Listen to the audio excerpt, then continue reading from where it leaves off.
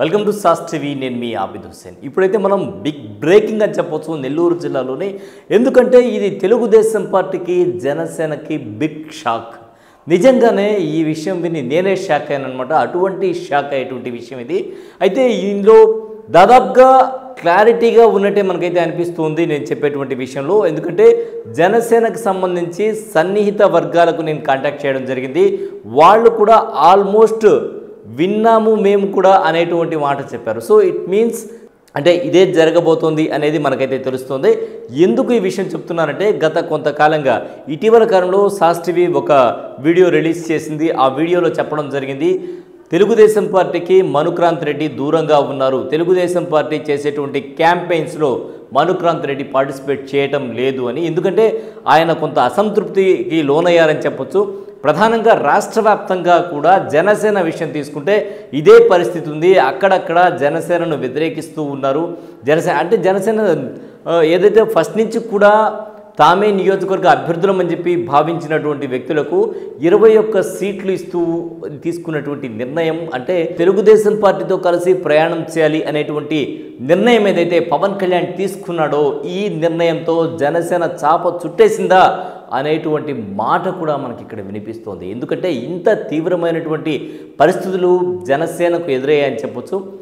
మొదటి నుంచి కూడా జనసేన పవన్ కళ్యాణ్ నెక్స్ట్ సీఎం అంటూ ప్రచారం చేశారు కార్యకర్తలు.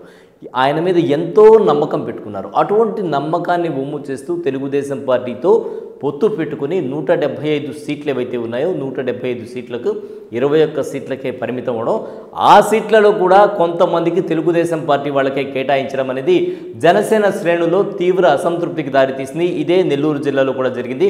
నెల్లూరు జిల్లాలో కీలక నేత మనుక్రాంత్ రెడ్డి పార్టీ మారుతున్నారు. వైసీపీ నుంచి కొంతమంది నేతలు వెళ్ళి వైసీపీలో చేరమని ఆయనకు ఆహ్వానం అందించేటువంటి అవకాశం ఉంది. ఆయన కూడా సానుకూలంగా స్పందించేటువంటి అవకాశం ఉంది అనేదైతే ఇప్పుడు వార్త. సో త్వరలో మనుక్రాంత్ రెడ్డి వైసీపీలో చేరబోతున్నారు అనేటువంటి టాక్ అయితే వినిపిస్తోంది. ఎంతవరకు మనుక్రాంత్ రెడ్డి వైసీపీలో చేరుతారు, లేదంటే వైసీపీలో వైసీపీ నాయకులు ఇన్వైట్ చేసినా కూడా ఆయన నిశ్శబ్దంగా ఉండిపోతారా, లేదంటే ఈ అసంతృప్తి ఏదైతే ఉందో ఈ అసంతృప్తిని నారాయణ వర్గం కానీ బీపీఆర్ వర్గం కానీ వెళ్ళి ఆయన్ను కన్విన్స్ చేసేటువంటి అవకాశం ఉందా అనేది అయితే వేచి చూడాలి. ప్రధానంగా ఏ విధంగా కన్విన్స్ చేస్తారని.